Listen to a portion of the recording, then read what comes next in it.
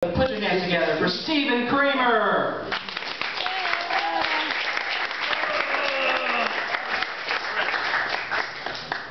Gotta stretch out the anxiety. How's everybody doing? That's always a good question to open with, right? Andrea and TJ, I don't know how they can memorize and talk so comfortably without notes. I'm not up to par on that. This is my second time doing stand-up. The other time I remember mentioning that ladies don't like to hear when you say, "This is my first time." This is my second time is not going to make them any more relaxed. Last time I did not time myself, and I was told to do 5 to 10 minutes. And I went 14 minutes before I was dragged off stage. So I had a digital watch in January, and I did not use it. We're at 10 seconds now. Delays in the trail. Delays, yeah. I saved $5 tonight, and usually it costs you at least $5 to see a horror movie. So tonight's a winning night for me. Earlier, TJ talked about a baby while texting or in a car. I have a Boston Terrier, a rescue. I did not pay $1,000 for our Boston Terrier. His name is Cosmo. Has anybody tried to play or wrestle with a Boston Terrier of any age? They're about as strong as 10 babies. Well, babies can't even lift their arms, right? Until they're like 1. So don't text and drive while you're driving with the Boston Terrier. Cosmo, though, we've had him for a year.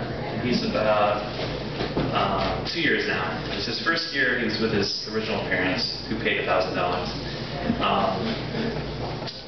He had some health troubles, but I won't go into that. Lots of diarrhea. Just because his first parents didn't get him all the medicine he needed. But I don't know. Probably most people have had a dog, and it's very. I went like 3 or 4 years without having a dog before my voice changed. Actually, I was 30-something, and the dog died. It was very sad. But my wife Sabrina didn't have a dog for like 20 years, and she's fallen in love with our dog. I think her love for our dog I think it's exceeded her love for me at some point. Or certain body parts, like Cosmo. Sabrina, my wife, loves me. I'm not going to point her out too often tonight in this next 5 minutes. But when you fall in love with your dog, you fall in love with body parts. And it's cute if you love your dog for his ass, for his smile, for his tongue, for his whiskers. But I don't know why you can't just translate that to every dog. I love dogs' asses. I love dogs' whiskers. Hopefully sometime someday that'll change. That's my civil right that I'm trying to fight for. I wrote this all today. I've had this as a reminder on my phone to comedy night, and I haven't pushed myself to do it because it looks very awkward when you try to push yourself. It always throws out my shoulders and my elbows, and I look retarded when I do it. There's a lot of pressure on comedians to be funny, but there's also pressure on audiences to have a sense of humor. It's never talked about. Recently, I don't know if people know that Athens has just recently, the Princeton Review recently said, I think last year, University of Georgia, Athens, Georgia, was the #1 party school, but Ohio University in Athens, Ohio, just overtook it. I was born in Ohio, but I've never been to Athens, Ohio. Part of me wonders if if it's related to Greece, because I don't know how many people here can't manage their money, or has a debt problem, or like myself and my wife had a big fat wedding last fall. It's not just Greece that can't handle their money. It's also America. Our debt ceiling Did anybody pay attention to the debt ceiling debate?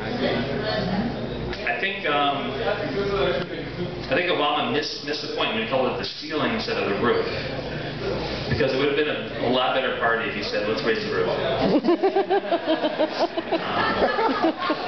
He missed his opportunity. I had jokes to spare, that's good. I'm going to tell one other joke that I told my one other time, and it's true. I have intestinal issues, and I'm also not that well organized. I don't always have my shit together.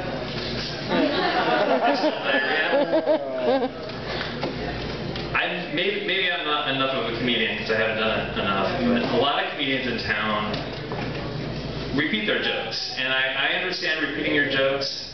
I prefer that they told it to a different crowd each time, but you don't always know who's in the crowd. But I am familiar with telling stories over and over again. It's usually about my dysfunctional family, and I don't know if I've told you that story over and over again, or my depression. Have I told you this story about my depression? But I just wish people would work on their jokes with different audiences, but you don't know that. I recently started working on anxiety with the support of my wife. Just the last few days. Earlier, it was the second time I took kava. Kava. Does anybody know about kava? I've just been using it to get to the root of my anxiety. I've got anxiety and I've got undiagnosed depression. I've never been brave enough to go to therapy or to go to anything else. But recently, Ron Artest, Herschel Walker, who I saw recently a month ago at Fox, which I feel proud to say. Ricky Williams and Brandon Marshall have all, these are four African American athletes who talked about these issues. And I mean, when they talk about anxiety or mental illness, there's mental illness in my family. I think there's mental illness in every family. I would do a lot better with my anxiety and my other issues if I could just walk around with Herschel Walker, Ricky Williams, and they could defend me. Whenever anybody said, hey, you're depressed, you're sad. I'm not always sad. Got 2 minutes to go, folks. My wife and I are in our 30s. I'm in my latter 30s. I'm proud to say that she's 6 years younger, and she's in her early 30s, not in a creepy way. So, when I was in my 20s, when I graduated college, I bought this book called Quarter Life Crisis. I think that's for people that are 22, 23, just when they're out of college, they don't know what to do with their lives. I'm 37, I still don't know what I want to do with my life, money-wise or career-wise. We're going to figure it out. So Sabrina's like 31, so she's probably in her one-third life crisis.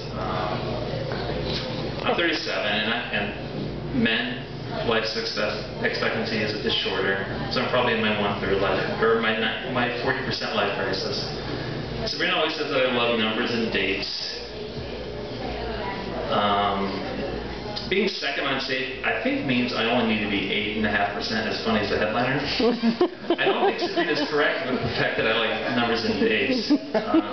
She's about 48% correct. Last joke. Last year, right before our wedding, I was diagnosed with vitiligo. You probably can't see in this lighting, but there's pigment that is lighter right there, than the rest of my body.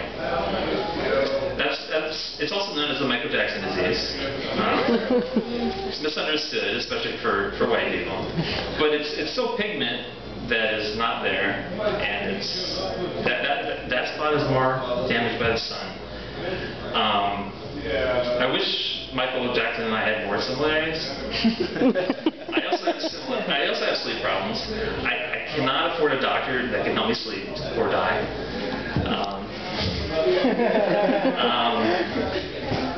I got caught shoplifting when I was 17. I'm not a smooth criminal. And lastly, when we moved into our house 4 years ago, Sabrina will remember this. There were some neighborhood kids that invited themselves in when we were moving in.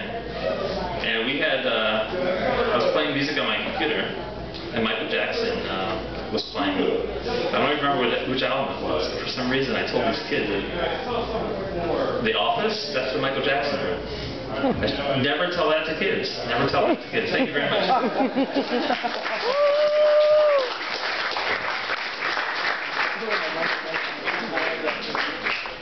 Keep it going for Stephen Cramer. Stephen, I don't know if the watch works or not, but 6-minute sets. That's what we're here at Flickr. 6-minute sets. Just to remind you. Failed again. That's right. That's right. Give it up again for Stephen Cramer. Give it up. Next.